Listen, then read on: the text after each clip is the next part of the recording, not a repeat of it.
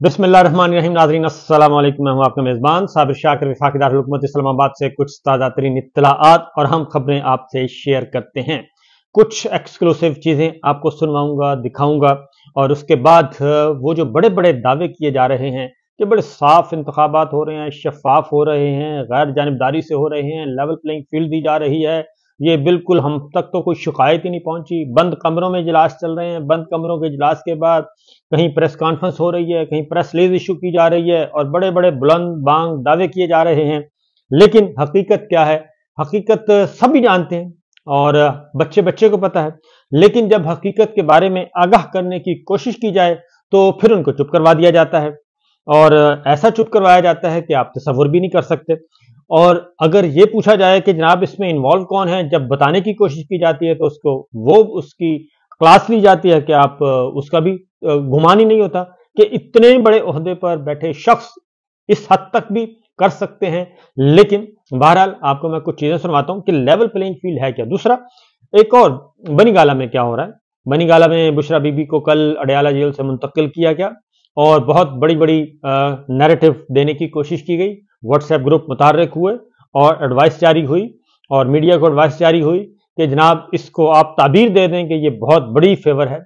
लेकिन हकीकत यह है कि हकीकत क्या है, बनीगाला में इमरान खान साहब की ज़ाती रिहाइश का उनकी मर्जी के बगैर, बुशरा बीबी की दरखास्त के बगैर, इमरान खान साहब की दरखास्त के बगैर किसी किस्म का कोई दरखास्त नहीं, लेकिन उस पर कंट्रोल हासिल कर लिया गया है इनडायरेक्टली और एक सब जेल का सहारा लेके उस पर मुकम्मल तौर पर कंट्रोल हासिल कर लिया गया है। और यही इसके पीछे भी कुछ राज पिन्हा है। देखिए, सबसे पहले सुनवाता हूं मैं आपको इंतजार हुसैन पंचोथा साहब की गुफ्तगू।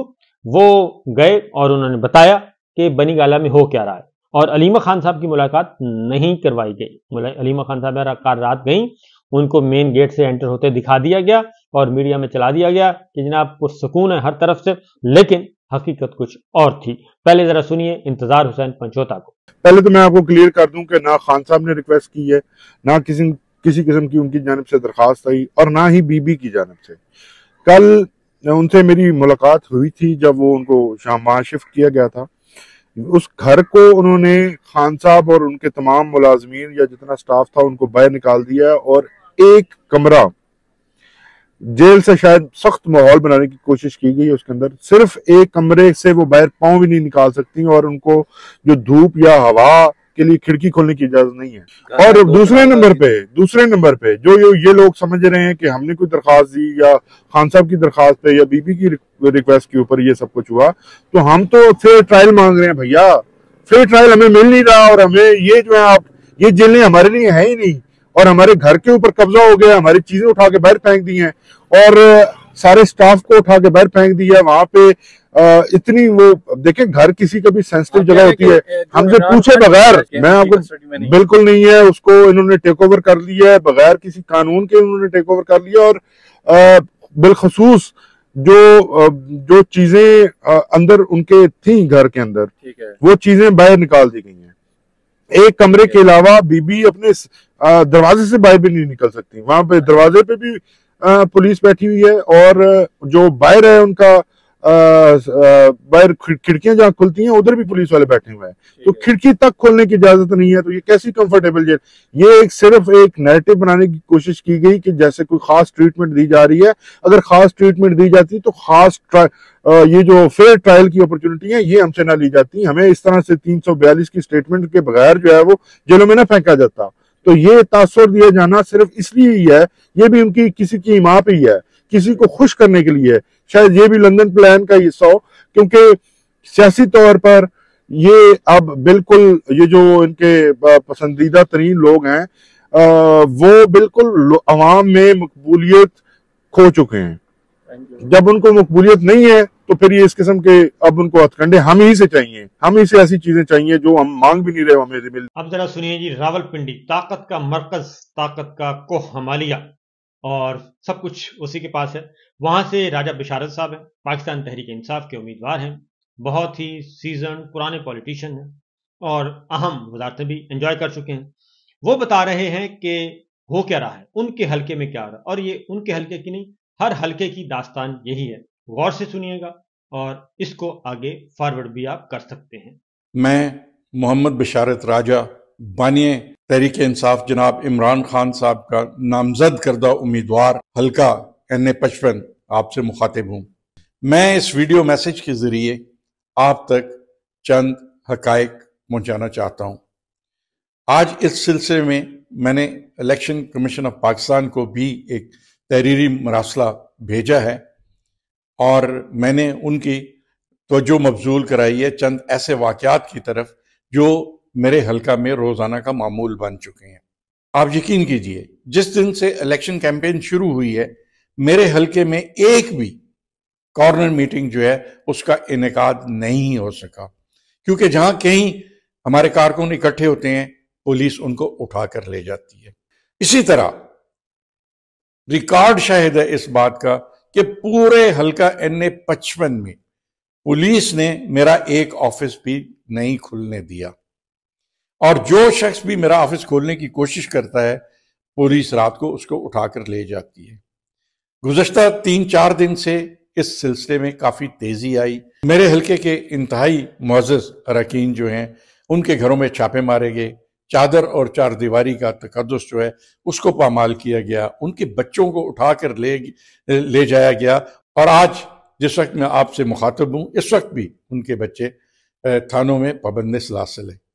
میں چیف الیکشن کمشنر صاحب کی توجہ مبذول کراتے ہوئے یہ عرض کرنا چاہوں گا کہ یہ کون سی لیول پلینگ فیلڈ ہے کہ جس کینڈیڈیٹ کا ایک آفس نہ کھلنے دیا جائے، جس کو کیمپین نہ کرنی دی جائے، جس کے کارکنان کو اٹھا لیا جائے، تو پھر میں سمجھتا ہوں کہ پھر میں جناب IG پنجاب کا شکریہ ادا کیے بغیر نہیں رہ سکتا کہ جنہوں نے اپنی انتہائی وفاداریاں نبھاتے ہوئے یہ سب کچھ ہونے دیا۔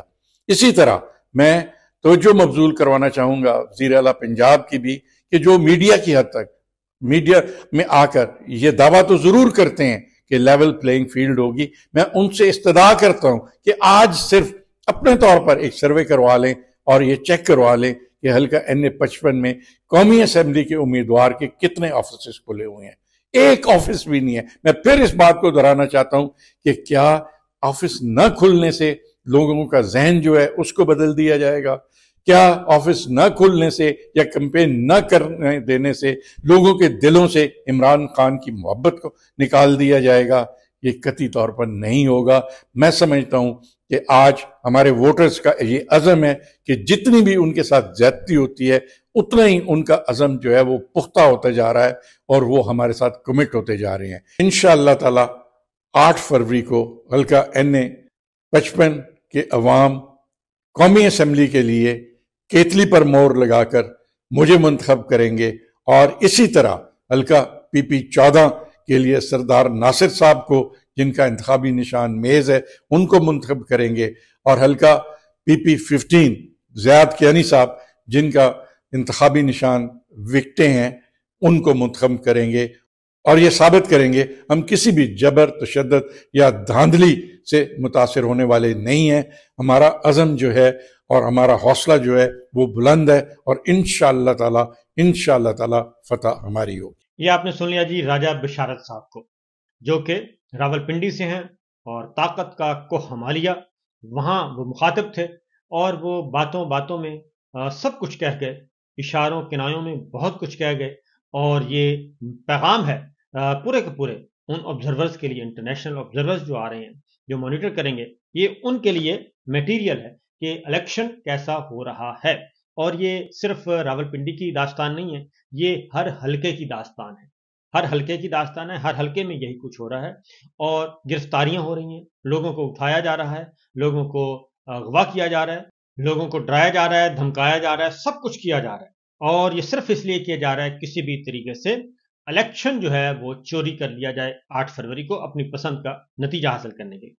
یہ ایک نمونہ اس میں سے دکھاتا ہوں گرفتاری کی، کیسے گرفتار کیا جا رہا ہے۔ یہ حلقہ ہے سیالکوٹ کا، ریحانہ امتیاز ڈار وہاں سے لڑ رہی ہیں، خواجہ آصف صاحب ان کے مد مقابل ہیں، 71 ہے قومی اسمبلی کا، لیگل اٹارنی ہے ایڈوکیٹ طاہر سلطان صاحب، اور ان کو سیالکوٹ پولیس نے کیسے گرفتار کیا؟ بالکل خالی ہاتھ، لیکن ان کو گرفتار کر لیا گیا، بلکہ ان کو اٹھا لیا گیا۔ اور بغیر وارنٹ کے ظاہر ہے آپ ذرا خود اس کا معائنہ کر لیں کہ کس طریقے سے اٹھایا گیا۔ یہ طاہر سلطان صاحب آپ کو نظر آ رہے ہوں گے، ان کو پکڑا گیا، وہ آرام سے جا رہے ہیں، لیکن نہیں، بتانا تھا کہ ہم نے تصحیق بھی کرنی ہے۔ ان کا پھر کسی نے گریبان پکڑ لیا، کسی نے گلا پکڑ لیا، اور پوری کی پوری فورس آ گئی اور ان کو لے گئی۔ یہ ہے سچویشن۔ صورتحال آگے ایک اور میں آپ کو دکھا دیتا ہوں کہ کیا چل رہا ہے۔ اب میں آپ کو ایک بچی ہے بہاول نگر ہارون آباد، وہاں پہ پاکستان تحریک انصاف کے امیدوار ہیں شوکت بسرا صاحب، وہاں پہ کیا ہو رہا ہے، ایک چھوٹی سی بچی کی چھوٹی سی تقریر سنیے گا کہ یہ جو شعور ہے یہ اگلی نسل تک بھی منتقل ہو گیا اور اگلی فصل بھی تیار ہو رہی ہے، ذرا سنیے۔ جو شخص نبی اکرم صلی اللہ علیہ وسلم کی توہین رسالت کرتا ہے تو ہم مسلمانوں کو تکلیف پہنچتی ہے۔ ہاں، یہ وہی انسان ہے، یہ وہی منافق لوگ ہیں جنہوں نے میرے لیڈر کو 10 سال کی سزا سنائی۔ یہ وہی منافق لوگ ہیں جو میرے چاچو شوکت بسرا کو کمپین نہیں کرنے دے رہے اور راجہ کاٹن فیکٹری کے سامنے راتوں رات حملہ کر کے ہمیں خوفزدہ کرتے ہیں، اپنے پولیس کے ڈالے دکھا کر ہمیں ڈراتے ہیں۔ ہم ایسا نہیں ہونے دیں گے۔ بات رہی میری قوم کی ترقی کی، میرے گاؤں کی ترقی کی، تو یہ بات ثابت کرنے دکھائے آج تک انہوں نے اس گاؤں کے لیے کیا کیا ہے۔